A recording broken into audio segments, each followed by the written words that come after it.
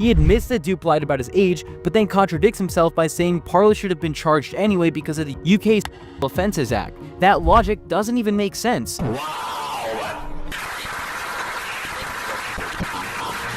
malades mentaux, c'est des gens qui sont atteints mentalement. I genuinely don't know if I can do this anymore.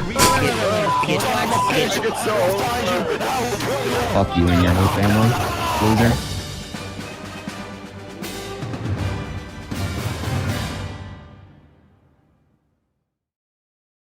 Are Roblox players illiterate? Maybe it's just Roblox frying their brain into oblivion, I don't know. Now, I was working on a video about Parlo a while ago, and while I was working on it, I saw this new video from this guy named Gwamgo. And while I was watching this, there was this specific section of the video that just absolutely fucking, it's just retarded. And it's about the Sexual Offense Act of 2003. In the video, Gwamgo says this. He admits that Dupe lied about his age, but then contradicts himself by saying Parlo should have been charged anyway because of the UK's Offences Act. That logic doesn't even make sense. Wow, that logic doesn't make sense. What a genius response. I mean, this guy is clearly retarded. Look at what he wrote. He said Parlo believed Dupe was 17, which is above 16, invalidating Section 15A of the Sexual Offense Act. He even highlighted the part where it says, quote, who the adult does not reasonably believe to be 16 or over. Now, you're probably asking yourself, well, what exactly does reasonable belief means? Well, I'm no lawyer, but I will explain to you what it actually means. In this context, reasonable beliefs would imply that the individual in question has taken steps to verify the person's age, or how the minor may have presented themselves online, leading to the individual believing they were of age. A good example of this is if the adult has ID verified the minor in question, because this indicates that the person has taken steps to verify their age. Parlo is a bad example of this, as he's never actually verified the minor in the first place. However, it was still 100% my responsibility to have asked Dupe for a provisional driver's license or some form of legal identification. Looking back, I was far too trusting and extremely negligent not to see through some of the red flags and excuses that Dupe used, to which I will touch upon more later. And it's not just the fact that he didn't verify his age. He didn't know how he looked like. He didn't know how he sounded like.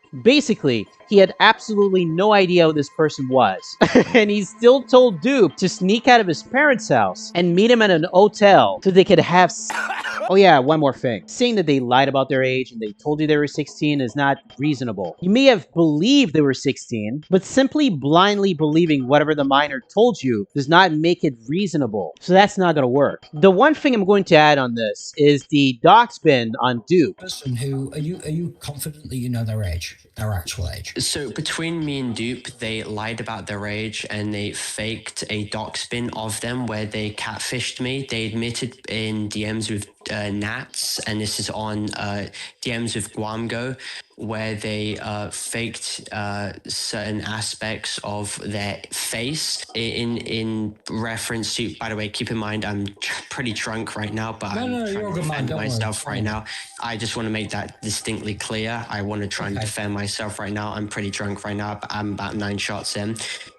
They faked images of themselves on DocSpin, and this is being referenced by police right now. They faked their date of birth, which was on April the 10th, 2007. It was a 1 year, 11-month age gap between us, and they admitted.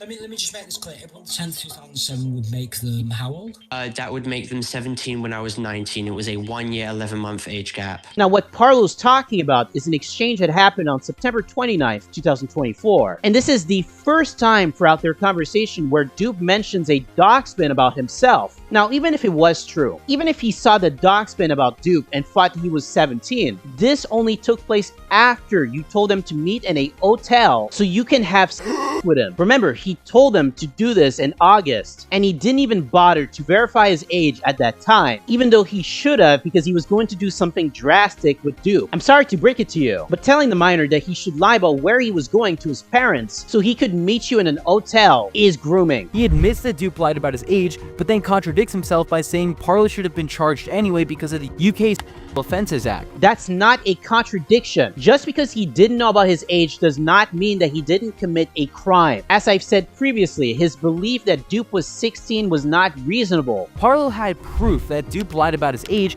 including screenshots where Dupe admitted it himself. What Dupe did was wrong, but that does not absolve Parlo from committing a crime. Oh, and I just want to quickly preface that even if Parlo and Dupe didn't actually met, Section 15 still applies to him. In conclusion, these two YouTubers have absolutely no idea what they're talking about when it comes to the crimes that Parlo may have committed. They don't understand what reasonable belief actually means. They don't understand that the law does not give a shit if the minor told them that he was 16 and that he actually believed that the minor was 16, because that in of itself is not enough. And it doesn't take a genius lawyer to understand this. Parlo was detained by law enforcement for 12 hours, which means that he's probably under investigation right now. And I do mean a criminal investigation. I'll make a bigger video on this, but I don't think Parlo should be using Discord. And that's mainly because he's too retarded for it. And I'm not trying to be mean or anything. Well, yes, I am, but that's not— If you liked this clip, subscribe to this channel.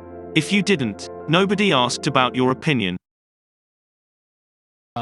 So like the offer I have for you in terms of like I don't have a source of income is get a fucking job. And then the other thing that I would say is the other thing I would say is like how has your life been ruined outside of like the YouTube channel stuff like the false strike and the arrest? Are you taking the fucking piss with that shitty ass fucking question? I'd love to be taking the piss, but you won't talk about the PP stuff. Can you answer the question? It is a serious question. I'm being serious when I ask that question. I cannot tell you the other stuff that's going on, but holy shit, you guys would be so fucking happy knowing how shit my life is. None of us want your life ruined, Parlo. That's all I'm gonna be saying about it. That's all I'm gonna be saying about it.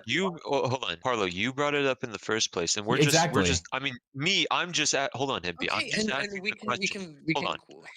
When we hear something, when we hear something like your life is being ruined over things that are happening on the internet, I mean, I feel like normies are going to be asking that question as well. How could that possibly happen? So I'm just asking you, with the same prerequisites that Hippie provided, exactly. How is it being ruined? Well, and you say that you have nothing to lose, so I don't understand why you wouldn't tell us. Fair point. We're asking 100% question. Good faith. This is 100% a good faith question. It is a good faith question. Like I'm being dead serious right now. Like fuck all the piss stuff that I was obviously joking about. I don't think some people in this school are ready to hear some certain facts, but imagine the stigma caused by such an egregious a claim made by police and how your family would react. I'll give you that one. And then how would your friends react? How would that affect your everyday life? So are you saying that your friends and family disowned you? Is that what you're trying to say? I'm not making any claims and I'm not going to confirm or deny anything, but I know two farm retards would take it completely out of context regardless. Well, you just said enough information that people are going to speculate a ton. So you might as well. You've just said you won't be bad faith, but I'm not now being bad you're faith. really proving yourself to be bad faith. Shut up. Well, you're digging yourself in a deep hole, I'm not gonna lie. Okay, I'm going to start serving meeting people. I'm not being bad faith. I'm literally just saying based on the vague information that you already just gave, a lot of people are going to speculate based off of it. So you may as well clear the record and explain what you're talking about instead of giving a vague answer that a ton of people who are going to take it in bad faith are going to speculate on. When you get a completely bullshit report, then you have to explain yourself and it causes a lot of complications. Well, thank God for me, I have the evidence to prove that I'm fucking innocent and I've done so, but it's caused a lot of fucking stress, being put on medication, being put on fucking being put on fucking therapy, yada yada yada. Oh, you're suiciding, you're suicide. I don't give a shit what you think, honestly, but I've been going through more shit than anyone can understand, not been doing it for attention, not been telling anyone anything, all of that stuff. But like, yeah, it's been fucking hell, and some of you are probably going to be happy about that, and that's fine.